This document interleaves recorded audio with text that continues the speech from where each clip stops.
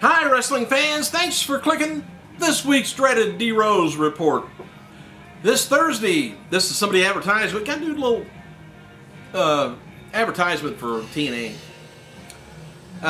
This Thursday's Impact Wrestling, it says 8 Central on Spike TV, is the aftermath from Sunday's Sacrifice pay-per-view, and the event is on the road to June 12th, Slammiversary.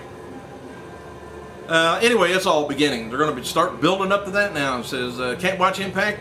Be sure and TiVo it, says. And on Sunday night, Sting retained the World Heavyweight Championship against Rob Van Dam. Now Sting must defend the gold against Mr. Anderson to June Slammiversary. What does Mr. Anderson have planned for Sting this Thursday? Well, he says, Anderson claims that he has something in store for Sting Thursday. Broadcast on Spike TV. As Angle finally won his war against the Jarretts, he said, after China, and he beat them on Sunday at Sacrifice. Stay tuned. Mick Foley, now a network consultant, he says he promises more changes to Impact Wrestling this Thursday. What does Foley have in mind? So tune in, find out. Oh, I don't know if I can stand to wait. All right. Oh, on Thursday, Impact Wrestling plus news on Slammiversary as TNA celebrates 9 years of action.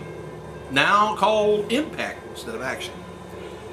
Wrestlelicious, by the way, which is just wonderful, has announced today via press conference that they partnered up with Union Square Agency for production going forward. They also announced receiving a letter of intent from Viacom-owned cable network to broadcast all new episodes of the series in 2011. I hope I have it on my cable.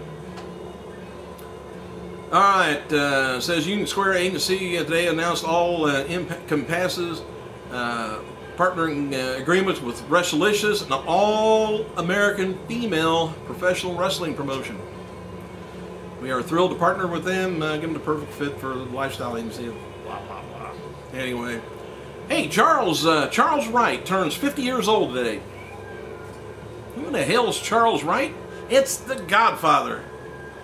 Stan, the man with stopwatch hand, said 39 minutes, 11 seconds of in-ring action on this past Friday's SmackDown, up 34 minutes, 21 seconds from last week's show. By the way, WWE sent Alicia Fox to Texas this past week to represent them at Time Warner's Cable Upfront presentation. Former WWE superstar MVP became the first ever New Japan Pro Wrestling Intercontinental Champion yesterday at Philadelphia at the NJPW finishes its East Coast Invasion Tour.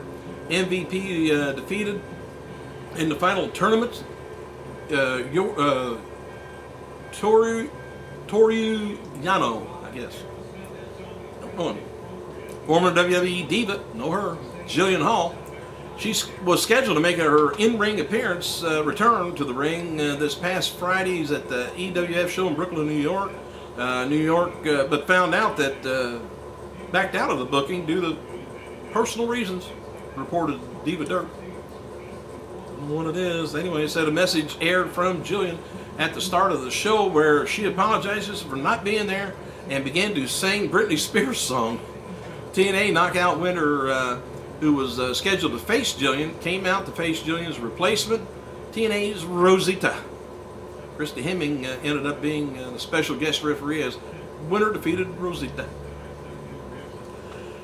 During recent discussion to use managers in WWE, I guess they wanted to get a little more dollar sign out of them instead of just being behind the scenes.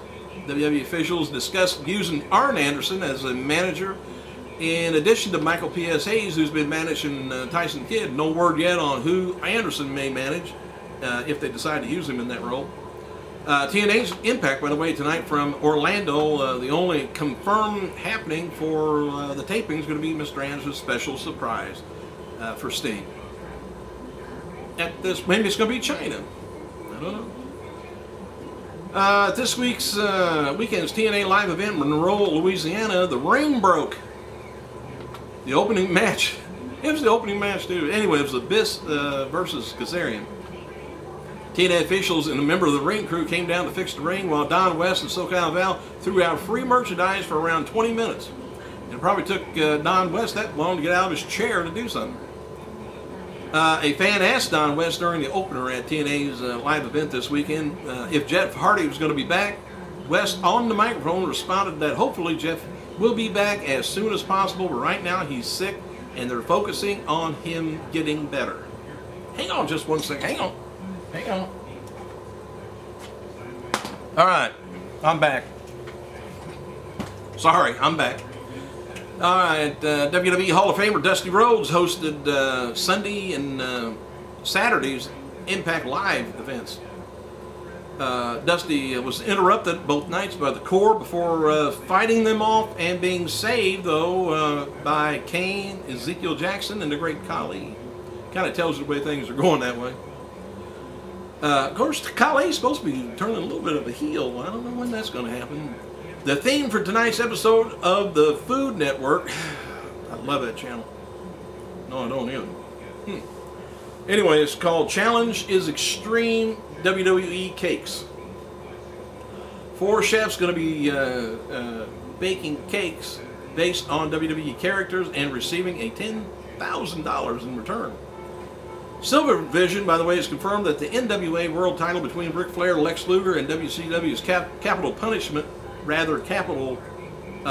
Combat event in 1990 will be included on WWE's upcoming Greatest Cage Matches DVD that comes out June 28th, which should be good. I just wonder whether they're going to actually show any blood at all, or is it going to be black and white, or is it going to be cage matches, which is kind of hard to find without blood. Oh, by the way, I hate to hear this stuff. WWE Hall of Famer Bobby the Brain Heenan is reportedly having a really tough time lately with his health issues.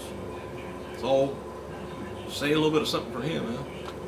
Steve Austin noted on his Twitter that he will be finishing filming Recoil in Canada today. Austin said he's probably been the most fun of a movie shoot that he's had. WWE Tough Enough on USA Network will feature some of the Divas and THQ video games to work with the contestants. The title of tonight's show is Running with the Wolves. Oh, I hope they did dogs on them one time. I hope they don't wolves. Tonight's WWE Raw is going to be taking place at AT&T Center, San Antonio, Texas, and this will be the Over the Limits pay-per-view go-home edition of Raw. Advertised locally for tonight's show is John Cena taking on The Miz for the Cena's title. Sting successfully defended, the world title, TNA world title anyway, against Rob Van Dam at the Sacrifice pay-per-view. 13 minutes match concluded with Sting dropping Rob Van Dam with the Scorpion death drop. Pardon me. Mr. Anderson, who won the 25-man Battle Royal last Thursday on Impact, becomes just trying to fill you in, the #1 contender with TNA, confronting Sting following the match. Sting faces Anderson next month at Slammiversary, which takes place June 12th. Told you all that. I told you again in case you forgot. WWE.com editor posted a photo on the Twitter of Impact Wrestling billboard located near WWE's headquarters in Stamford, Connecticut. The image, however, has since been removed, and he posted the following tweet: "Just saw the TNA billboard in Stamford on the train going to work at WWE. They're rebooking the invasion angle. I want wrestling, to stop recycling," he says.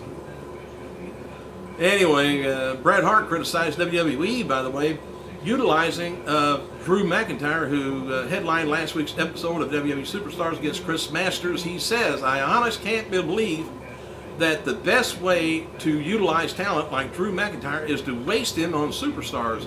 Whose genius is that, idiot?" Ron Simmons, by the way, celebrates his 53rd birthday today. Damn! Can't believe it. Alright, Chris Jericho recently recently appeared in the UK's Ministry of Slam Radio and revealed that he almost became the host of Tough Enough. First I've heard of that. But then he went with Austin, I'm sure. Better choice. He did a real good job there.